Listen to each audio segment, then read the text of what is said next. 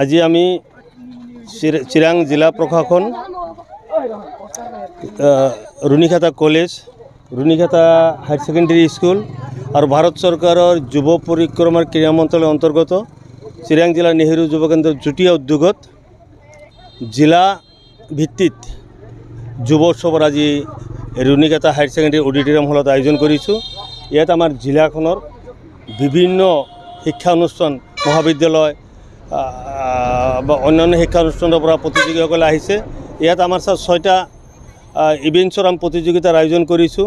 Art competition, poetry competition, science মেলা individual, group, তাৰপিছত debate competition পেট্ৰিয়টিজমৰ ওপৰত আৰু ট্ৰেডিশ্যনেল কালচাৰেল ডান্স প্ৰতিযোগিতা, সেইটো গ্ৰুপ ৱাইজ।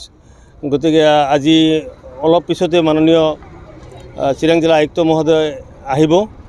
তেখেতে আহি আমাৰ সাংস্কৃতিক অনুষ্ঠানটো উদ্বোধন কৰিব আৰু ইতিমধ্যে আমাৰ ইণ্ডিভিজুৱেল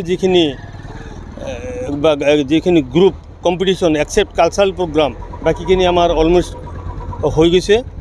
আৰু ইয়াতে আমি ছাৰ ফাৰ্ষ্ট, ছেকেণ্ড, থাৰ্ড আমি সিহঁতক কেছ প্ৰাইজ দিম আৰু এখনকৈ প্ৰমাণপত্ৰ দিম, য'ত জিলা আয়ুক্ত ৰুণিখাতা কলেজৰ প্ৰিন্সিপাল আৰু মই নেহেৰু যুৱ কেন্দ্ৰৰ ডেপুটি ডাইৰেক্টৰ তিনিজনে আমি যুটীয়া ছিগনেচাৰ কৰিছোঁ। এই ফাৰ্ষ্ট, ছেকেণ্ড, থাৰ্ড প্ৰাইজ দিম আৰু কেছ প্ৰাইজ দিম ফাৰ্ষ্ট, ছেকেণ্ড, থাৰ্ড।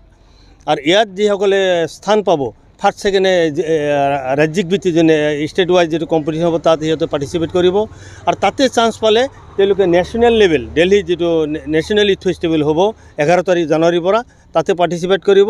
আৰু এইবাৰ মাননীয় প্ৰধানমন্ত্ৰীয়ে এটা ঘোষণা কৰিছে, যিসকলে নেশ্যনেল ইউথ ফেষ্টিভেল পাৰ্টিচিপেট কৰিব তেওঁলোকৰ লগত মাননীয় প্ৰধানমন্ত্ৰী নৰেন্দ্ৰ মোদী ডাঙৰীয়াই ইণ্ডিভিজুৱেল ইণ্টাৰেকশ্যন কৰিব।